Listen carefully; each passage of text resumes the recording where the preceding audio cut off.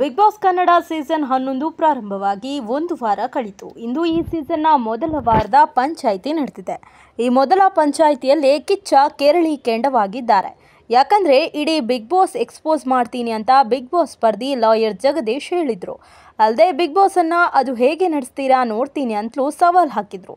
ಮೊದಲ ವಾರದ ಪಂಚಾಯಿತಿಯಲ್ಲಿ ಕಿಚ್ಚ ಸುದೀಪ್ ಜಗದೀಶ್ರನ್ನ ತರಾಟೆಗೆ ತಗೊಂಡಿದ್ದಾರೆ.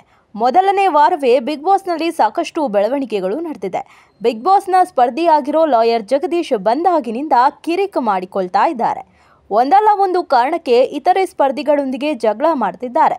ಮೊನ್ನೆಯಷ್ಟೇ ಬಿಗ್ ಬಾಸ್ ಡಬ್ಬಾ ಪ್ರೋಗ್ರಾಮ್ ಬಿಗ್ ಬಾಸ್ನ ಎಕ್ಸ್ಪೋಸ್ ಮಾಡ್ತೀನಿ ಅಂದಿದ್ರು. ಇದೀಗ ಇವತ್ತಿನ ಕಿಚ್ಚನ ವಾರದ ಪಂಚಾಯಿತಿಯಲ್ಲಿ ಆ ಬಗ್ಗೆ ವಿಚಾರಣೆ ನಡೆಯಿತು. ಆಗ ಕಿಚ್ಚ ಸುದೀಪ್ ಅವರು ಶೋ ಹೇಗೆ ನಡೆಸ್ಕೋಬೇಕು ನೀವೇ ಹೇಳಿ ಅಂತ ಹೇಳ್ತಾರೆ.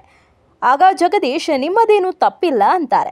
ಇದಕ್ಕೆ ತಿರುಗೇಟು ಕೊಡೋ ಕಿಚ್ಚ ನನ್ನ ತಪ್ಪು ಇದ್ದಿದ್ರೆ 11 ಸೀಸನ್ವರೆಗೂ ಬರ್ತಾನೆ ಇರಲಿಲ್ಲ ಅಂದರು.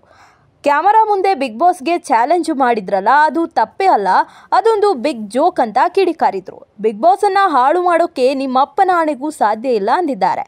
ಕಿಚ್ಚ ಕೊಟ್ಟ ಈ ಹೇಳಿಕೆಗೆ ಇಡೀ ಸ್ಪರ್ಧಿಗಳು ಚಪ್ಪಾಳೆಯ ಸುರಿಮಳೆ ಸುರಿಸಿದ್ರೆ ಬಿಗ್ ಬಾಸ್ ಎಕ್ಸ್ಪೋಸ್ ಮಾಡ್ತೀನಿ ಅಂದಿದ್ದ ಲಾಯರ್ ಜಗದೀಶ್ ಬೆಪ್ಪಗಿದ್ರು.